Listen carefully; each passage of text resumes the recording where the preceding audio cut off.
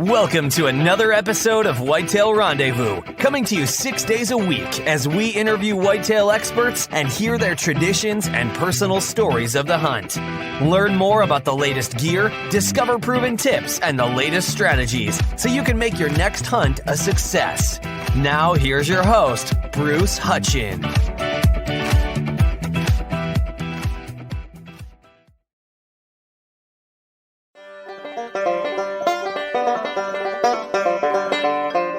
Welcome to another episode of Whitetail Rendezvous, and this is a special Iowa Deer Classic. And I'm with Devon Johnk. And Devon is the operation manager and food plot specialist at Arrow Seed out there in Nebraska.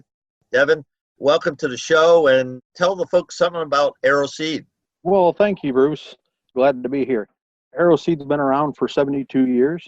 We are a forage company. Our bulk of our business is in agriculture, but we do have a food plot line also. And a lot of that information and knowledge came from our forage side. Our ag side caters basically to cattle and everything that they eat. So we've utilized that knowledge and that experience on the food plot side, and we do have a food plot line. So, here we are a certified cleaning facility. We do have production of several different products and clean those in-house, bag those in-house, have a number of dealers in the area, both in Nebraska, but northern Kansas, southern South Dakota, eastern Colorado. And then we've got various food plot dealers around the country. So we do a little bit of everything, I guess. We like to say we do everything but corn and beans. All right. So if somebody wanted to get a hold of you and who's listening to this, what's the best way to do that? You can get a hold of us on our website, and that's arrowseed.com, ARROWSEED.com.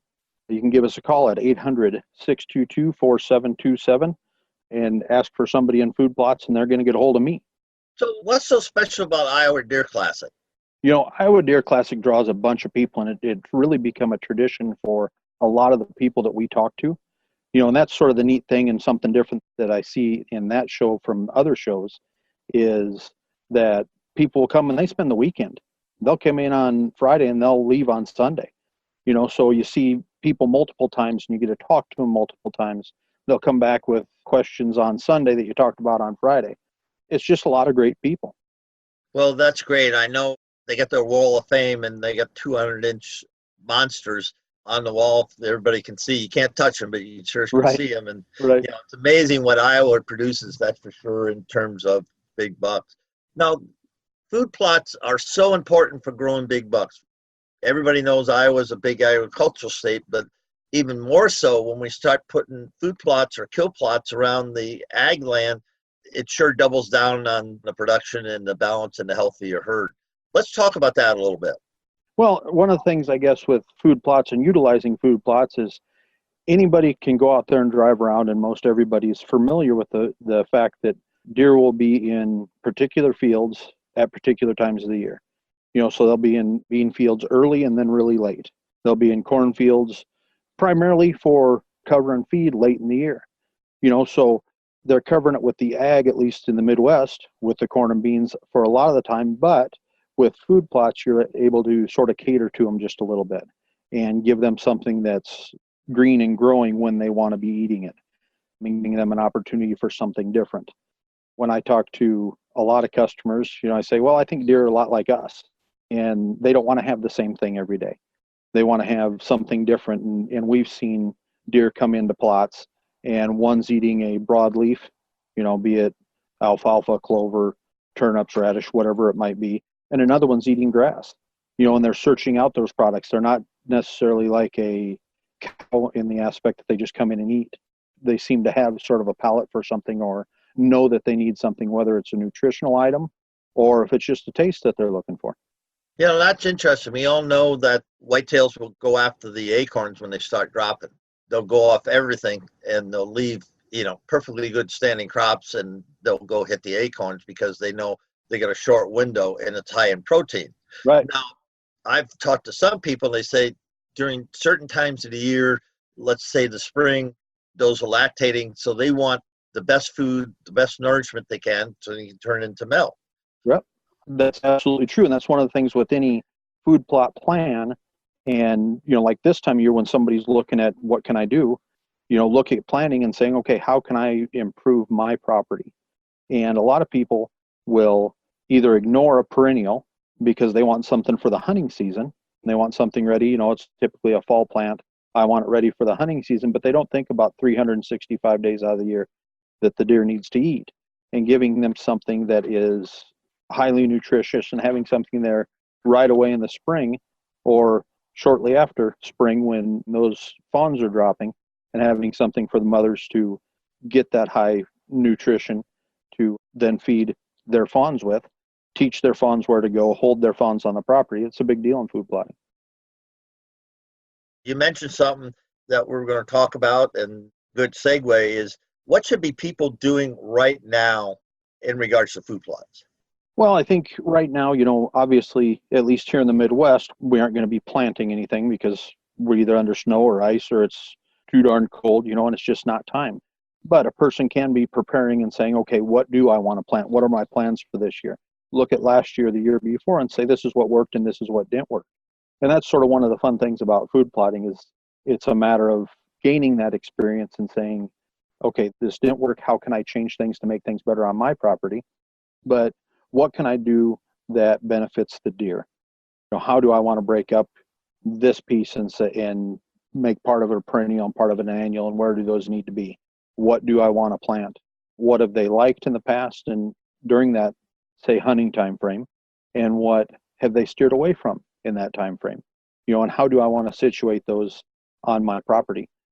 A lot of times I look at it and I think about where I want plots. I want someplace that is comfortable, someplace that the deer want to be, number one. But a lot of my plots are places where the deer are staging before they go into the crop fields.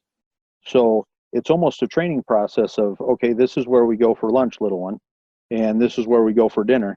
And then after dark, we'll go out here. So planning those things, where you want plots, what you want in plots, and then looking at things like getting soil tests done so you're ready for what you've got to do in the spring or what you need to do in the fall, and in this sort of a downtime.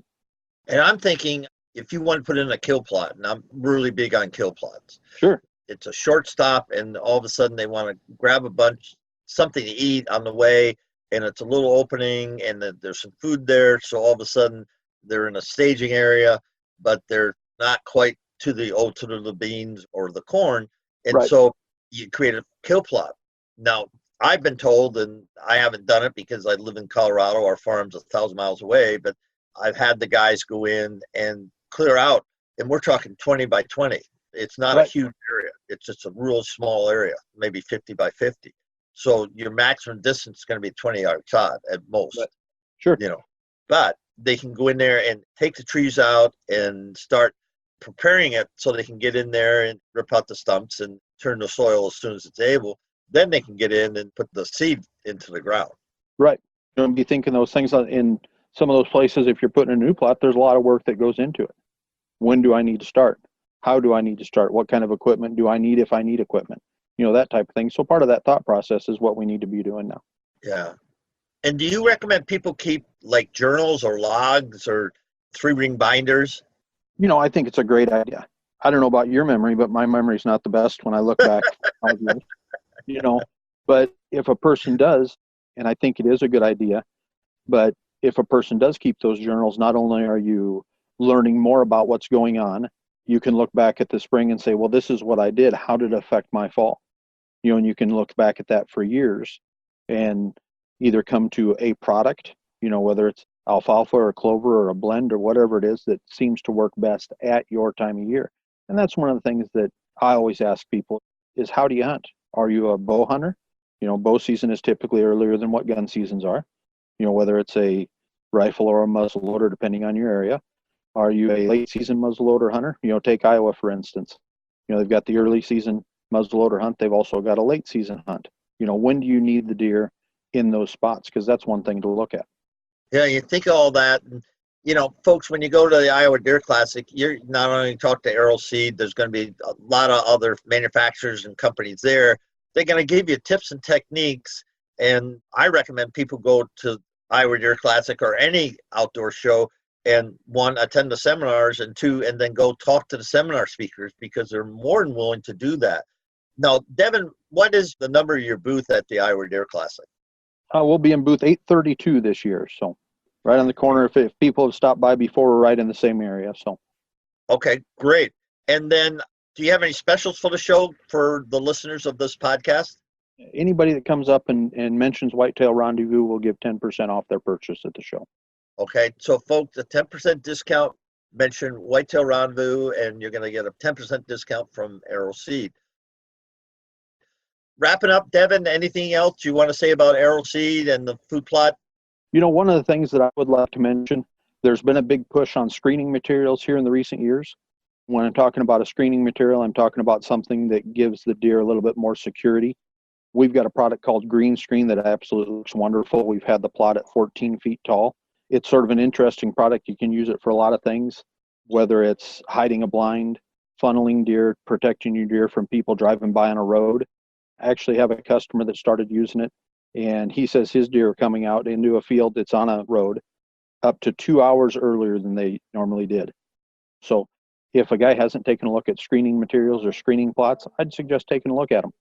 That's great. And with that, folks, we're going to end this Iowa Deer Classic promotion with Arrow Seed and Devon Johnk.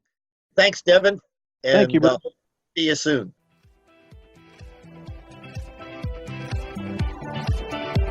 Thanks for joining us. Be sure to tune in tomorrow for another episode of Whitetail Rendezvous, where you can listen and learn from the experts so you can be more successful on your next hunt. Until next time, listen, learn, and succeed.